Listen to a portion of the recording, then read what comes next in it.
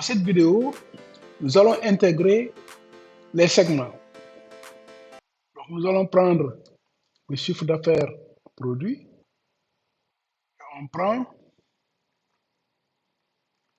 le segment produit, on coupe, on va dans le tableau de bord dynamique, on clique ici, on met CTRL V, après on pourra arranger en prenant la largeur, en faisant remonter un tout petit peu. Voilà, ça c'est notre premier élément. Ensuite, on prend le chiffre d'affaires par produit, et là, comme on n'avait pas introduit de segment, on va le faire, insérer un segment, et on va prendre le produit. Donc le produit est là, on met OK, le segment est là, et comme vous voyez ici, quand on clique Classic Car, on a que les Classic Car. Quand on clique les deux, voilà ce qu'on a. Quand on clique ça, voilà ce qu'on a. Donc, ça marche très bien. Si on enlève le filtre, on prend tous les produits. Et là, on peut couper, aller dans notre tableau de bord, mettre CTRL V, on peut élargir un tout petit peu. On a les produits, mais il y a un autre segment qu'on va introduire ici, ce sont les clients pays. Donc, on va dans client pays, on l'a ici. On a donc les différents pays qui sont là. Et là, on met CTRL X et on va dans le tableau de bord, ici, on met CTRL V. Voilà, donc ça nous donne le client pays. On va réduire, on peut gagner un peu d'espace ici. C'est bon. On peut remonter un tout petit peu. Et là, on va tirer.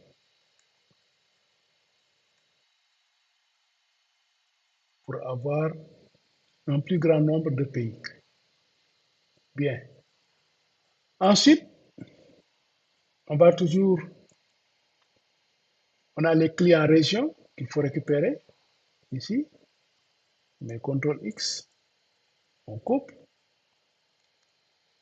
On va dans notre tableau de bord, on met CTRL V. On a nos clients régions qui sont là. On pourra arranger par la suite, hein, parce qu'il y a quand même de l'espace qu'on doit gagner ici.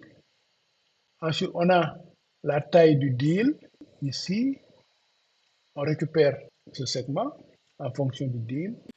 On retourne dans le tableau de bord dynamique. On le met là. Voilà, la taille du deal.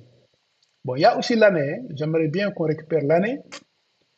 Pour cela, on va dans n'importe quel tableau croisé dynamique.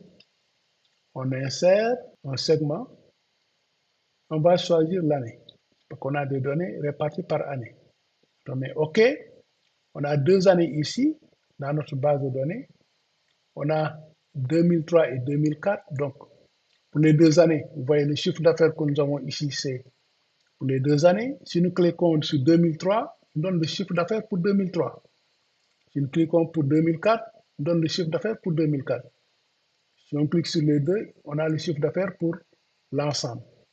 Donc ça, on va le couper, CTRL X, aller le coller dans notre tableau de bord. Alors, c'est ce qu'on voudrait faire pratiquement en haut ici, puisqu'il n'y a que 2 éléments. Voilà. Bon, alors, à la limite, pour ça, on peut même le réduire si on clique dessus, on clique sur le segment ici. Vous verrez que on a la possibilité d'augmenter le nombre de colonnes. Si on met 2 colonnes ici, vous voyez, les 2 dates sont côte à côte. C'est en 2 colonnes. Ça, c'est une autre flexibilité. Ça me fait gagner de l'espace un peu ici. D'accord?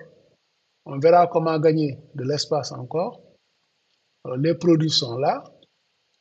Les classiques cars sont là. Ensuite, on a clients pays sont là. Les régions, c'est là.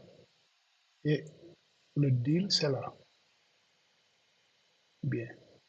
Alors, les régions aussi, on aurait pu mettre ça en deux colonnes, hein, parce que les écritures ne sont pas tellement importantes, hein. Si on clique région ici, on met deux colonnes, voilà, ça réduit un peu, ça donne un peu plus de possibilités.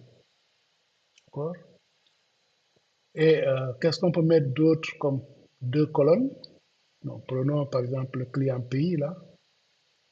Qu'est-ce que ça donne si on fait deux colonnes? C'est comme ça qu'il faut faire quand on fait design. Voilà, ça nous donne ça, ça nous fait quand même gagner un peu d'espace, ça nous fait remonter. On peut remonter client région. Vous voyez, c'est comme ça qu'on gagne de l'espace et on fait remonter la taille du deal. La taille du deal est là. Alors maintenant, comment ça fonctionne tout ça? On va voir concrètement comment fonctionnent les segments dans la prochaine vidéo.